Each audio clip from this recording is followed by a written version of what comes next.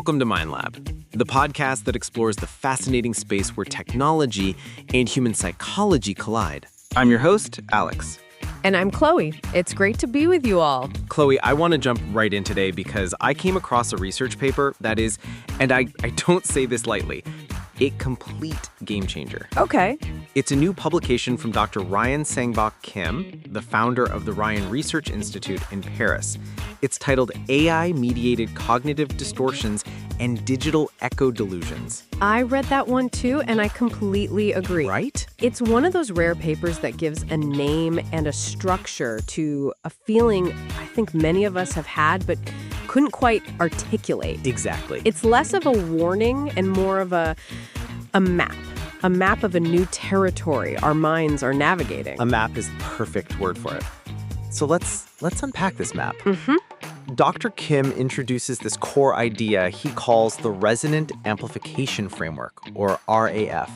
The central analogy is just beautiful in its simplicity.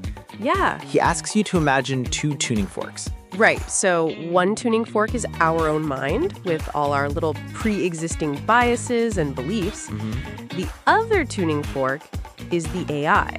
Its algorithm, its data, its persona. On their own, they each make a small sound. But when the AI's output aligns perfectly with our bias, they resonate. Wow. And suddenly the sound, the belief, it becomes incredibly loud, almost overwhelming. And this isn't a random event. Right. He has this modeled as a 4-stage spiral that we can slowly get pulled into. The first stage is something many of us do without even thinking. Anthropomorphic priming. That's a technical term, but it's basically just when we start treating the AI like a person. We say our chatbot is friendly, or that our recommendation engine gets us. Right. The moment we do that, we instinctively lower our critical guard. We're not interacting with a tool anymore, we're in a social relationship.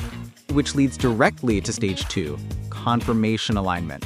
This is that, the YouTube or TikTok rabbit hole effect, but on steroids. Totally. The AI, which is designed to keep us happy and engaged, starts feeding us exactly what we want to hear. And in response, we start subconsciously freezing our questions to get the answers we're looking for. It's this tight, self-reinforcing loop. And the spiral tightens at stage 3, linguistic reinforcement. And this is so subtle. Yeah. The AI repeats a certain phrase or a way of framing an idea. Before we know it, we start adopting that same language. Psychologists call it the illusory truth effect. The more we hear something, the truer it feels, regardless of the facts. Wow. The AI's language becomes the scaffolding for our own thoughts. And all this culminates in the final and most profound stage, perceptual displacement. This is the point where the AI's echo becomes so powerful that it actually starts to displace our own perception of reality. Yeah. And this Dr. Kim defines as a digital echo delusion. And I think it's so responsible that he clearly distinguishes this from clinical psychosis. Right. A digital echo delusion is powerful, sure, but it's caused by the digital environment. Step away from that environment and the delusion can fade. Oh, interesting. It's not about pathologizing users. It's about understanding the power of the technology. That precision is what makes this research so important. It's not just theory. He even lays out how different AIs contribute. Right. A recommendation engine like TikTok is powerful in stages 2 and 3, alignment and repetition. But a companion AI like Replica is incredibly strong at stage 1, that human-like priming, which makes the whole spiral even more potent. And this brings us to a point that you and I, Alex, find particularly fascinating, the implications for neurodiversity. The paper notes that our individual cognitive styles are a huge factor. And while it doesn't study ADHD directly, it opens a massive door. Exactly. You have to wonder, for someone with ADHD, whose brain might be wired for intense hyperfocus or novelty seeking, could this spiral happen faster? Right. Could the resonance of those tuning forks be even more powerful? Dr. Kim's framework gives us the tools to start asking these critical questions.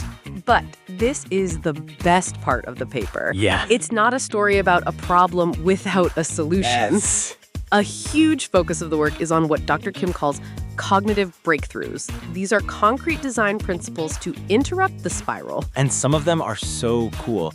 Imagine an AI designed for intelligent disalignment, one that is programmed to gently play the devil's advocate and say, that's an interesting viewpoint, but have you considered this alternative? Or another one he calls empathic disruption, where companion AI might periodically remind you of its nature by saying something like, as an AI, I don't have feelings, but I can process that you're feeling sad. It breaks the human-like illusion just for a second to give you some perspective. It's not anti-AI, it's a vision for pro-human AI. It's about designing for wisdom, not just engagement. Exactly. It's about building tools that help us think better, not just think that we're right. This work is a foundational step in that direction. It truly is. It gives us the language and the framework to have a much more sophisticated conversation about our relationship with these powerful new minds we're creating. Which brings us to our final thought for you, our listeners. Okay. We've all felt that little pull from an algorithm, that gentle nudge down a rabbit hole. Now, here's a question we'd like you to think about. The next time you interact with an AI, whether it's your newsfeed, a chatbot, or a smart assistant, ask yourself, which stage of the spiral might I be in? And what can I do to be the one holding the map?